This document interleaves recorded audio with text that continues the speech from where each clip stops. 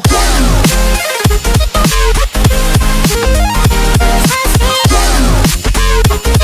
Matt Pokora revient avec un nouvel album intitulé Pyramide.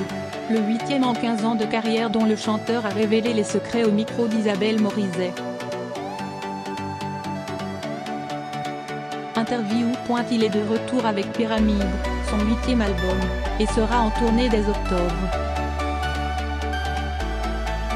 Pourtant, au début de l'année 2018, Matt Pokora avait annoncé qu'il faisait une pause. La prise de recul, notamment aux États-Unis, lui a été bénéfique.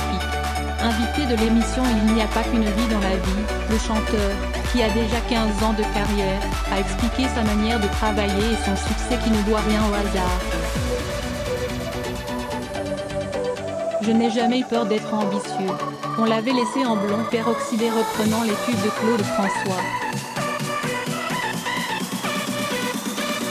Changement de registre pour Matt Pokora qui aime se renouveler. Il faut surprendre, c'est comme une histoire d'amour, il ne faut jamais laisser la relation s'endormir. Surprendre et aussi se recentrer, explique l'artiste. Quand on sort d'un album de reprise, on se perd un peu, les gens oublient qui on est. Pour rappel, outre ses 15 années sous les projecteurs, Matt Pokora accumule quelques victoires, des Bercy complets, des Energy Music Awards, et le trophée de danse avec les stars. Je n'ai jamais eu peur de rêver et d'être ambitieux, résume le chanteur. Je sais que quand j'ai commencé, je n'étais pas le plus grand chanteur, pas le plus grand danseur, et je me suis mis à travailler. Il y a des aptitudes, des facilités, il faut travailler, ça ne vient pas tout seul, assure-t-il. À l'époque j'ai eu la chance de ma vie. Si Matt Pokora prononce ce discours, c'est aussi parce qu'il a retenu une leçon. Adolescent, lui le fils du footballeur André Totin, il se voit bien embrasser la même carrière sportive que son père. J'ai toujours été persuadé que j'allais être footballeur ou chanteur. J'étais bien plus avancé dans le foot que je ne l'étais dans le chant ou dans la musique, décrit l'artiste. À 15 ans, il passe même des tests pour devenir milieu de terrain à Sedan. À l'époque, j'ai eu la chance de ma vie, celle d'intégrer un centre de formation de clubs professionnels. Je devais rester 3 jours. 10 jours avant, c'était les vacances de Pâques. Je suis parti en vacances avec ma mère. Pendant 10 jours, je n'ai rien fait. Je suis arrivé à l'essai, je n'étais pas prêt physiquement, raconte l'artiste. C'est pour ça qu'inconsciemment aujourd'hui, je suis tout le temps prêt quoi qu'il arrive. Je m'entraîne tous les jours parce que j'ai peur maintenant de ne plus être prêt. Ça découle de cette expérience où j'ai raté une première chance dans ma vie. Je le vois comme une forme de respect maintenant, d'être prêt physiquement.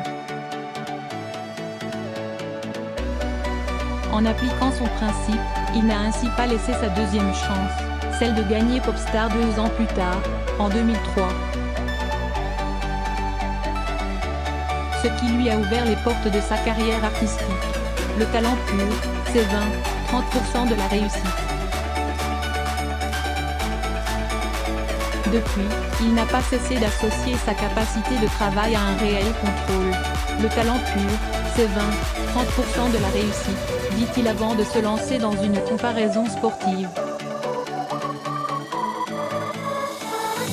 C'est comme dans le football, combien de joueurs sont talentueux?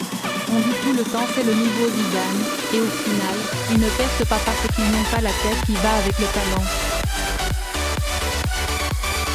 A l'inverse, on voit un Federer à 36 ans encore gagner tous les tournois. Federer sur le court, on ne le voit jamais casser des raquettes. C'est le mental. Un de mes meilleurs amis, Gaël Monfils, avait toutes les prédispositions pour être le plus grand tennisman de sa génération, parce qu'il était grand, il allait vite, il était souple, il tapait fort. Sa faiblesse est mentale plus que technique ou physique. Il n'a pas eu la carrière à la hauteur de son niveau même s'il fait une magnifique carrière, dit-il, avant de conclure. C'est là que se joue la différence dans tous les domaines, c'est le mental. Mental, travail, respect, résume Matt Pokora qui se prépare d'ailleurs à un nouveau défi.